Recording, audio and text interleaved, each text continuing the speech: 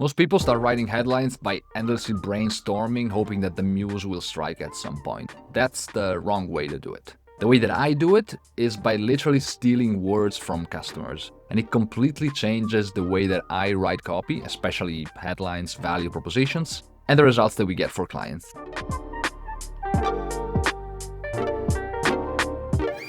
So the problem with most of the copy that you see on websites, especially homepages for B2B company, B2B SaaS company in my case, you'll see that they often start their copy telling you everything about what they are, what they do. It's all about them, we, us, our company, which is not exactly what a prospect, when they land on a website, should see. So we need to think about this in different terms. We need to match the conversation that our prospects already have when they land on the page. Because if you think about it, whenever you are browsing, whenever you are looking for a product, especially if it's a software tool that you want to use, you've already looked at competitors maybe, you are familiar with the field, you know what you want. It's like you're having a conversation in your head. And when you land on a homepage for a company that you're considering buying from, the first thing that you see is what hooks you, what brings you down the page and helps you consume the rest of the information. If that first thing that you see is all about the company, shouting what they do, what kind of product they're selling, it doesn't really motivate you to want to scroll further and learn more about it.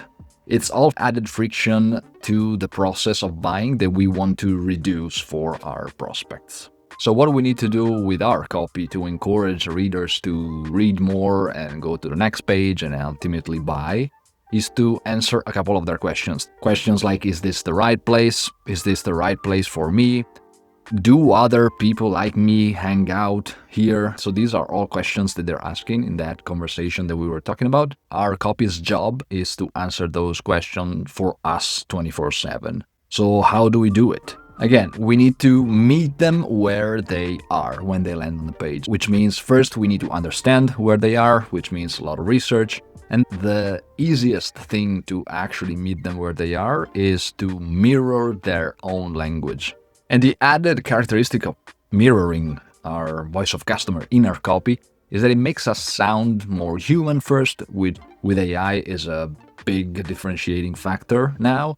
It makes us sound more unique. And when you weave that in with your own unique voice and tone as a company, that truly makes you stand out because people recognize the humanness rather than just going through a bunch of jargon words or AI written slop that everyone's using right now. So who is this video actually for? It's not for you if you're looking for quick headline formulas, if you are looking for a mega prompt to just feed to the AI so they can give you, 1,000 headline variants. We are going to use AI, but we're going to use it in a smart way. This video is for you if you are a founder looking to improve their copy, or maybe you have a sense that your copy is not resonating as much. It's for you if you're an in-house marketer or head of growth or product marketer, and you actually want to inject more of your customer's voice and language into your copy because you realize that it sounds a bit stiff. It doesn't really resonate. Maybe you've interviewed a couple of customers and you realize, wow, our copy doesn't really sound like that. Maybe we should fix it. So this video is definitely for you. Okay, so the first step is find the data, right? So we mentioned we need voice of customer data. So anything that our customers or our competitors' customers say about the industry, similar products, your product. This typically comes down to either customer interviews, survey data, qualitative surveys, customer reviews, which is what we are looking at specifically. Competitor data also can be useful to deconstruct anything that customers have in their minds. So for example, this that I'm showing you here is research that I've generated with AI for examples that I use, so just so that I don't have to share client examples. But for example, competitor data might look something like this, right? You might have value propositions here for another company here. This could be another value proposition, right? So this is examples of competitor data, customer interviews. These are generated customer interviews that we might want to look at. Competitor reviews, right? These are literally scraped from review sites, but for the purpose of today's video, I actually wanted to show you a real example of customer reviews that I've scraped from G2, right? So G2, this website, you can find them here. Capterra is another good website. GetApps is another one. But for example, let's say that I'm looking at reviews for Clay, this company. Okay, this is the page, the review page. I'm going to scroll here to reviews. I usually look for the most recent ones, and these are literally the reviews, right? You might want to click on show more. What I would do is basically just open them up, all of them, and literally just copy paste. So starting from here, it's important to select the role. I want the role to be saved, and then literally just scroll down the page and select all of them, and then copy and then paste them, right, in a document like this. This is what they will look like. We have the name of the company, the reviews, which is it's a very good way of dividing the review. They have this overall rating, then what do you like best about the company, what do you dislike about the company, recommendation, what problems is the company solving, and how is that benefiting you. If you wanted to look at these sections in terms of copy to deconstruct it, the first one is probably about benefits, right? The second one might be about pain points that this specific product still doesn't address for them. Recommendation is probably what I would look at the least, since it's more about product suggestions. But for our purposes, when it comes to motivation and understanding psychology of visitors, I specifically look at this section here. What problems is Apollo solving and how is that benefiting you? Because a lot of the language that you'll find in this section could be used for copy ideas, headlines, value propositions, crossheads, or even just to weave into any paragraph, right? So, for example, here, I'm having a great experience of Apollo while finding out the email addresses, because business email addresses are the key factor, right? In this case, motivation could be I want to find out the email addresses because it's a bit, I wouldn't use this as voice of customer. We have to get its extension on the web page, but I have to search something good. Let me see. Data management and segmentation. This is a very clear use case. But basically what we want to understand here is what are the jobs that customers are hiring these products to do. This is the jobs to be done theory, right? So we want to use those jobs to find different angles and different perspectives that we can use to write our copy. So again, what are we looking for here? I'm looking for anything that's motivation. What does that come down to? Motivation for us is first, I call it emotional direction. In other words, is this talking about them moving away from pain? Or do they want to move to its goal? So we're looking for anything that matches either one or two of these, right? Other things that we mentioned that we want to look for is jobs to be done, right? So use cases, maybe ICP, example cases as well. I also want to look at the roles. It's important because when we come up with a value proposition, I want to understand, okay, who do these value propositions, ideas apply to? Are these maybe more for a CMO, maybe more for a CFO or the founder, right? So we want to link and connect those right pieces. The other thing that I'm looking for is the stages of awareness first. So what do they know about the product or similar products or the industry or competitors? What do they know? I also want to look at sophistication. Sophistication, which means how much do they know? I want to look at stage awareness, sophistication, how much they know. And then I also want to capture any specific language that we can use and mirror. As we mentioned, psychologically, mirroring customers' language is super powerful, right? So this is everything that we want to look for. What we don't focus on the other hand, so the no, I don't want to focus on star ratings. Star ratings. Let's do a little star here. Star ratings. Mostly because whether or not negative or positive star ratings are there, I don't really care. I might look for specifically negative reviews or positive reviews if I want to categorize them and try to make sense of them. But in this case, since we are looking at qualitative data, vivid voice of customer, I'm not really focused too much on those. Other thing that we don't want to focus on really for this are generic, vague feedback. So anything that has to do with the team, or another big one that we'll see is support feedback. And that's because sometimes, yes, support feedback reviews could be useful, but that's mostly if we know that the company is positioning around their support team or their support service. If we know that support for them is one of their differentiating value themes, then yes, we might focus on support. But in most cases, you'll see when you go through a lot of reviews that support is frequently mentioned, and that's because a lot of people just fall back to that when they don't know what to say in a review. So we're not super focused on support. And the other thing that we might not want to really focus on is specific features.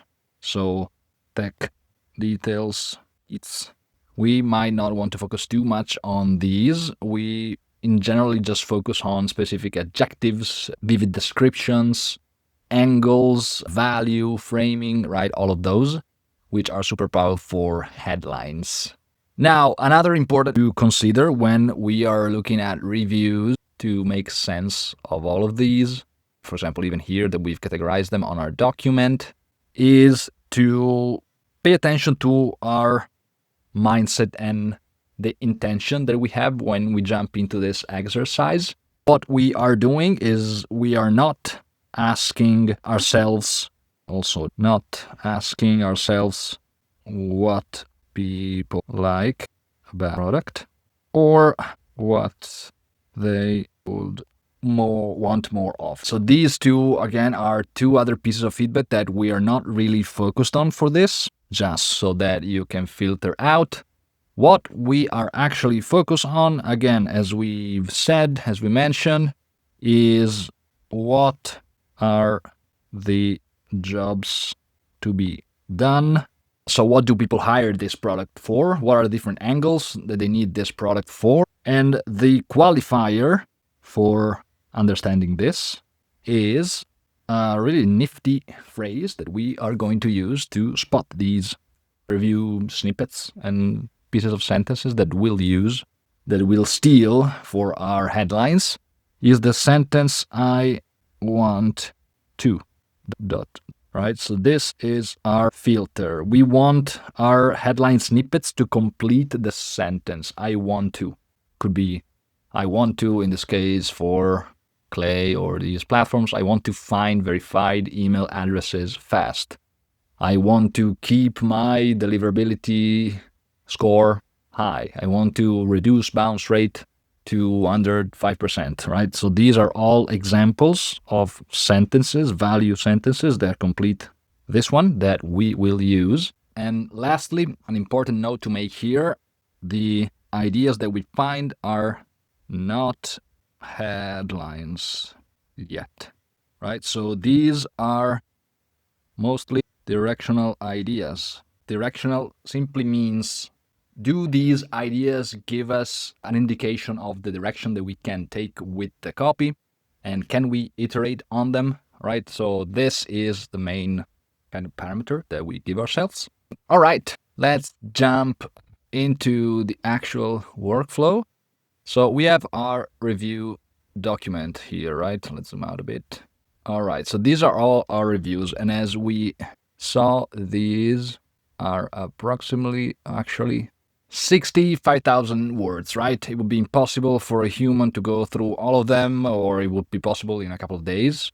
Normally, I would go manually through around, I don't know, anything between 50 to 200 just to absorb that intuitive feeling and the judgment of understanding how people speak, what they talk about, and to get to a point where I see specific themes recurring. But with this technique, which is simply using this particular tool, which you don't see here, right? You don't see any AI tool, but actually this is a browser, an AI browser, which is the OpenAI Atlas browser, which is simply linked to ChatGPT, right? So if I click on this sidebar, it opens up a chat interface. But the nice thing about this chat is that it can literally view and read anything that's on this particular screen. So it has access to this entire document. And that's what we use it for, right? We're going to simply tell it to extract anything, any angle, any idea, any theme that completes the sentence I want to ... So let me prompt it. I typically just speak to my computer to dictate. So let's give it a simple conversational prompt. Hey, so I have a collection of customer reviews here. I would like to get ideas for headlines and value propositions. Please give me all possible variants that complete the sentence I want to ... categorized by jobs to be done. We are pressing enter. All right, it's taken a while because there's a lot of information to go through, but you can see that it gave us our results. So it categorized all these little snippets by jobs to be done. So for example, we have reach more of the right people, primary growth job. Also divided by emotional jobs. Yeah, functional and emotional. Didn't include the social jobs, but that's fine. Get emails delivered, save time, reduce manual work. Scale outreach safely, manage leads and data cleanly, run effective sequences and campaigns, see what's working, integrate with my stack, recover quickly when things go wrong, feel professional and in control, and then gave us even quick guidance on how to turn this into headlines. I wouldn't trust this so much just because ChatGPT's copy is pretty much crap, but I can literally copy paste this, add it, for example, to another tab, and we have plenty of ideas and angles that we can iterate on. So normally what I do is just, okay, based on our research, what are the 2 to 3 jobs to be done that we know for this specific ICP are going to be the ones that we're going to hit, just because we know from research. And then I'm going to start iterate on headlines, right? So this is especially helpful after I've already worked on a couple of headline variants, but still, especially after a couple of iterations, you start getting a bit worked up, and so you want some clarity and a checkpoint. And so extracting these jobs to be done from real voice of customer actually gives you a nice refresh, a nice restart checkpoint that you can use to actually look at your copy that you've written and make sure that everything is still aligned and that you haven't diverged too much, right? For example, here we have, I want to reach a large number of potential leads quickly, want to contact hundreds of thousands of prospects every day, reach real decision makers. This is a big one. So what I would do would be simply just to go through them, highlight anything that stands out that I know that it's important. So large number of potential leads quickly. So this is the volume coverage, but also speed and efficiency. I want to target specific job titles. I want to reach my ideal customer profile without guesswork. Reach ideal customer profile without guesswork. Scale outbound without being rate limited by email providers. Another good one. Stop wasting time on unqualified leads. You see there's a lot of good stuff that we can use. I want my emails to land in the primary inbox, not spam or promotions. I want to protect my reputation at scale. So this could actually be a good headline. Protect your reputation at scale. Automatic. These are more feature-oriented. Inbox rotation that doesn't break delivery. Again, good headline. Sending limits that keep my domains healthy, deliverability tools that actually move the needle, another good headline idea. Peace of mind that my outreach isn't burning domains. Again, get peace of mind. It's an important one. Stop worrying about Google or Gmail sweeps. See, lots of good ideas that you can literally take. I would first iterate with your human intuition and knowledge and expertise on these, and then you could use AI to get, I don't know, out of your top five variants, get another 20 with ChatGPT or Claude. And Claude probably even better. But yeah, you can see the value. I want to automate cold outreach instead of sending emails manually. I want to manage multiple inboxes from one dashboard. Scale outreach without breaking my setup. Manage dozens or hundreds of inbox in one place. Easy list imports and deduplication. And you will have to be careful, especially if you used a lot of competitor reviews, because some of these might not apply to your product, right? So these might be related to features or functionalities that competitors' products offer, not your product. So just be mindful of that and make sure that what you're actually using qualifies as potential claim for your company and product. But this is pretty much it. It's super fast. What matters here is that you do it intentionally with real data after your research, so that you actually know what you're doing and you're not just randomly scrolling through a lot of headline ideas. Yeah. So hopefully you've seen how valuable going through this process is for getting your ideas working, for actually making sense of so much voice of customer data. This is great so that you stop rewriting copy every quarter, that you stop debating with your team whether or not this angle works and why. You just have your research, you have this final kind of verification, validation method that you can use, which helps everyone get aligned and on the same page. This is also a great process to truly understand what deserves its weight on a homepage or a landing page and what doesn't, because you realize that one homepage can't serve every single possible motivation that your customers have when they land on a page. So you have to make those strategic executive decisions at some point and actually land on the value proposition that you think represents your product, your positioning, and your messaging strategy the best way for your specific ICP. This is what AI is really great for, helping you make sense of so much data. Obviously, you need your own intuition, your own knowledge, and your experience by having conducted real research, real human interviews, for example, and having formed and shaped that judgment. Hopefully this has been helpful for you, and if you're interested in deeper dives on anything from research to positioning strategy, messaging strategy, conversion copywriting for B2B SaaS, I highly encourage you and invite you to join my newsletter, Unpacking Meaning. You'll find the link in the description below, and I'll see you in the next one.